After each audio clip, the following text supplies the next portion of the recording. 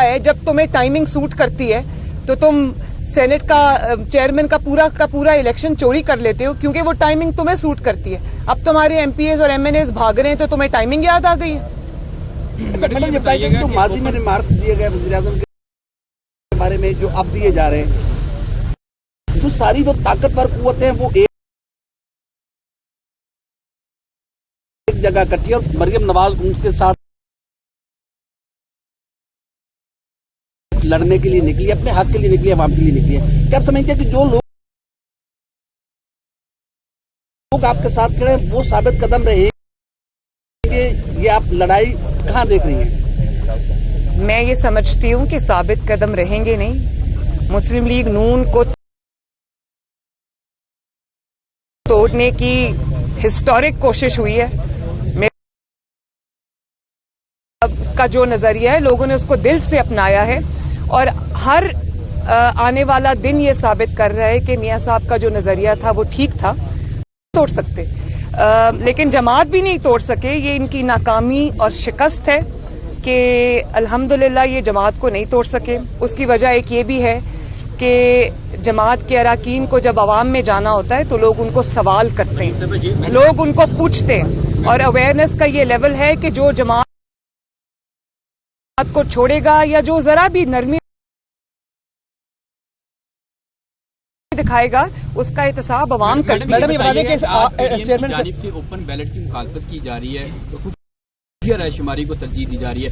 कल को खुफिया रायशुमारी के जो ये सवाल गलत है। पीडीएम बिल्कुल खुफिया रायशुमारी को सपोर्ट नहीं करती। हम सिर्फ इनकी जो डबल स्टैंडर्ड्स हैं हम उनको एक्सपोज करना चाहते हैं। पीडीएम, मैं दिल से ये चाहती हूँ, मियां साहब भी ये चाहते हैं कि ये जो इस किस्म की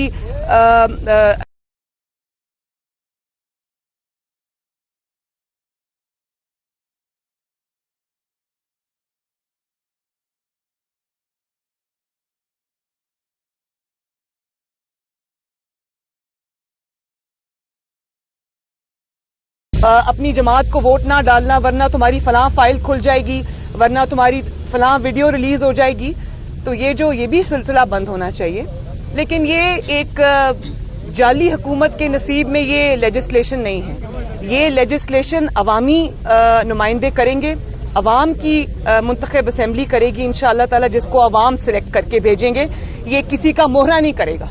मैडम ये बताइएगा मोहम्मद जुबैर और अब एक मिनट, और अब एक आखिरी बात ये कि अब जब मोहरे को तकलीफ हुई है, उसके अरकान भाग रहे हैं तो पीडीएम उसको कोई रिलीफ नहीं लेने देगी। मैडम ये बताइएगा मोहम्मद जुबैर जो है, मोहम्मद जुबैर काफी मुतहरक थे बैकडोर राब्तों में। उसके बाद एक बयानिया सामने आया कि सियासत से जो है अदारों को अलग रखा जाए।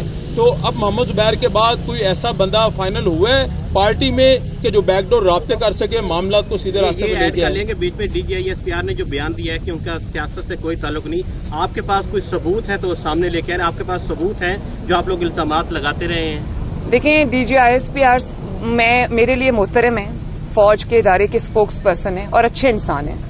वो सियासत से अपने आप को, मैं उनकी पर्सन की बात करती हूँ कि वो दूर रखते हैं। लेकिन जब वो इस तरह की बात करेंगे तो अवाम में मजाक उड़ेगा, क्योंकि पिछले कई साल से एक के बाद एक चीज अवाम के सामने आई है। किस तरह सेनेट का इलेक्शन छीना गया जिनका हक था उनसे, किस तरह जस्टिस शौकत अजीज सिद्दीकी के साथ जो हुआ वो हुआ। उनकी जो विटनेस है वो पूरी दुनिया के सामने, उनकी स्टेटमेंट्स जो हैं। इस तरह जो काजी फाइज ईसा साहब के साथ हो रहा है, और वो जो एक कर्नल साहब मुंह छुपा के एहतसाब अदालत से निकल रहे थे, अमजद अरशद मलिक साहब जो अब वफात पा चुके, अल्लाह ताला बख्शे उनको, उनका जो एतराफ है, जिस तरह 2018 के इलेक्शन के अंदर कौम के वोट पे डाका डाला गया, पूरी दुनिया के सामने है। तो आप बात वो करें जो दुनिया माने मैडम, वरना आपकी क्रेडिबिलिटी खराब होगी, एक इदारे की क्रेडिबिलिटी खराब होगी, क्योंकि आप एक इदारे के स्पोक्स पर्सन हैं। तो ये आपकी क्रेडिबिलिटी के लिए अच्छा नहीं है। अगर आप बिल्कुल रात को दिन कह के बताएंगे तो लोगों को पता है कि बाहर रात है भाई, वो दिन देख के समझेंगे आप झूठ बोल रहे हैं। तो ये आपकी क्रेडिबिलिटी के लिए और इदारे की क्रेडिबिलिटी के लिए अच्छा नहीं है। इससे बेहतर है कि आप खामोशी इख्तियार करें, आप बिल्कुल इस चीज के ऊपर बात ना करें, لیکن یہ غلط بیانی نہ کریں. میڈم یہ بتا دیں کہ چیئرمین سینٹ الیکشن کے اندر الیکشن کے نظام میں تبدیلی کا بیانیہ میاں صاحب کا بھی ہے, آپ کا بھی ہے, باقی جماعتوں کا بھی ہے.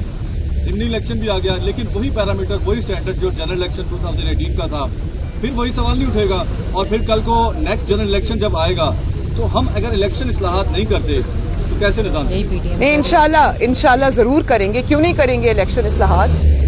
پی ڈی ایم بھی یہی چاہتی ہے, پاکستان مسلم لیگ نون بھی یہ چاہتی ہے کہ حقیقی جمہوریت ہو, جس کو وہ لوگ ووٹ ڈالیں, ڈبوں میں سے اسی کا ووٹ نکلے, آر ٹی ایس نہ بیٹھ جائے اور جنوبی پنجاب کا محاذ اچانک نہ کھڑا ہو جائے. ہم بھی یہی چاہتے ہیں, لیکن میں نے جیسے آپ کو بتایا کہ یہ جو لیجسلیشن ہے وہ اس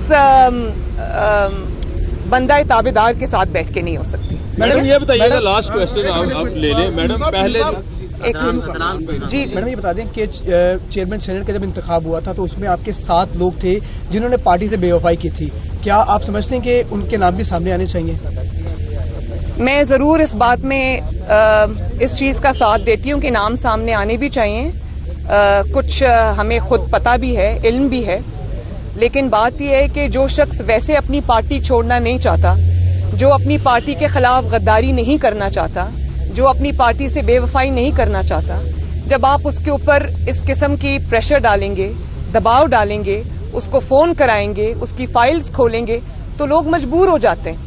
لیکن اب یہ سلسلہ نہیں چلے گا, کیونکہ احتساب جو ہے وہ جماعتیں تو کم کریں گی, اب عوام زیادہ احتساب کریں گے. یہ چہرے اب چھپے نہیں رہیں گے, نہ کرنے والے نہ جن کے ساتھ ہوا ہے وہ کرنے والے. رابطے آپ سے ہو رہے ہیں دوبارہ سے کوئی جو وہ الزام بھی بات بھی کر رہے ہیں ڈی آئی, تو پھر رابطے ہم نہیں کر رہے ہیں. آپ کہہ رہے تھے رابطے ہو رہے ہیں, شاید ان کے علم میں نہ ہو, میڈم کیونکہ جب بات ہوتی ہے تو وہ اوپر کے لیول پہ ہوتی ہے, ہر کسی کو اعتماد میں وہاں نہیں لیا جاتا. لیول کی نہیں ہے یہ بات, نہیں, ان کے علم میں نہیں ہوگا. میڈم میاں صاحب کا نیریٹو یہ تھا کہ عمران خان کے لیکن جن کو بیک ڈور رابطوں کی ضرورت ہے نا, وہ ان کو ہے جو اس وقت مشکل میں ہے. اچھا میڈم, آپ کا ہمیں نہیں, رابطوں پہ آپ کا کیا رسپانس ہے کہ یہ بندہ تابع دار کو ہٹایا جائے یا وزیر اعظم صاحب کو ہٹایا جائے؟ 10 بات ہوگی, کب بات ہوگی, کس سے بات ہوگی؟ عوام کے ساتھ بات کرنے جا رہی ہوں. مشکلات عوام پر آئی ہیں, سلیکٹرز کو فیس کرنا پڑ رہا ہے, میں یہ مانتی ہوں. ان کو یہ تانے دیے جاتے ہیں کہ یہ ہے وہ سوغات جس کو آپ لے کے آئے تھے, اور یہ ہے وہ سوغات جس نے پاکستانی عوام کا بیڑا غرق کر دیا. تو جواب تو ان کو دینا پڑے گا, لیکن جواب اب عوام لیں گے انشاءاللہ تعالی, فیصلہ عوام کا ہوگا. میڈم میاں صاحب کا آخری کوشچن نیریٹو یہ تھا کہ ہم عمران خان کے خلاف نہیں ہیں, جو لے کے آئے ہیں ان کے خلاف ہیں. مولانا فضل الرحمان بھی اسی نیریٹو کے ساتھ چل رہے تھے. ایک ہی بات ہے, اچانک سے کیا ہوا کہ مولانا فضل الرحمان صاحب یہ کہہ رہے ہیں اب کہ اب ہماری لڑائی جو ہے اداروں کے ساتھ نہیں ہے, عمران خان کے ساتھ ہے. نیریٹو میں تبدیلی کیوں ہے؟ یہ سوال آپ کا غلط ہے, ایسا کبھی کسی نے نہیں کہا. میں نے مولانا صاحب کی پوری بات سنی ہے, انہوں نے بالکل اس کے برعکس بات کی ہے. اور جہاں تک میاں صاحب کا سوال ہے, وہ آج بھی اور ہمیشہ اسی بات پر کھڑے رہیں گے کہ ایک نااہل اور نالائق شخص کو, جس نے کبھی ایک یونین کاؤنسل نہیں چلائی, اس کو آپ اٹھا کے 22 کروڑ عوام کے سر پہ بٹھا دیں گے تو پھر پاکستان کے ساتھ وہی ہوگا جو آج ہو رہا ہے. تو آپ یہ سلیکٹرز سمجھیں یا سلیکٹڈ سمجھیں, تو یہ بات ایک ہی ہے کہ یہ سلیکٹ ہو کے جب اس طرح کے لوگ آئیں گے, جب سلیکٹرز کو منمانی کرنے کی اجازت ملے گی, تو یہی ہوگا. یہی راستہ ہم روکنے آئے ہیں, انشاءاللہ روکیں گے.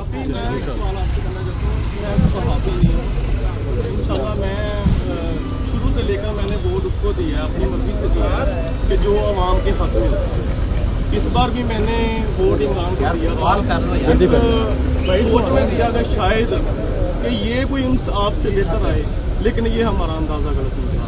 آپ کو پتا ہے کہ چینی کا کیا ریٹ ہے, آپ کو پتا ہے کہ گھی کا کیا ریٹ ہے, آئل کا کیا ریٹ ہے, سبزی کا کیا ریٹ ہے, پیٹرول کا کیا ریٹ ہے, اور جو لوگ مزدور دیہاڑی دار طبقہ کام کرتا ہے ان کا کیا حال ہو گیا. ہم آپ کے ساتھ ہیں یار, بس کریں آپ مضبوط ترین طریقہ کار سے چلیں گے, اور ہم آپ کے ساتھ ہیں. بڑی مہربانی آپ کی, جان چھوٹے گی. میں بھی آپ کے ساتھ ہوں.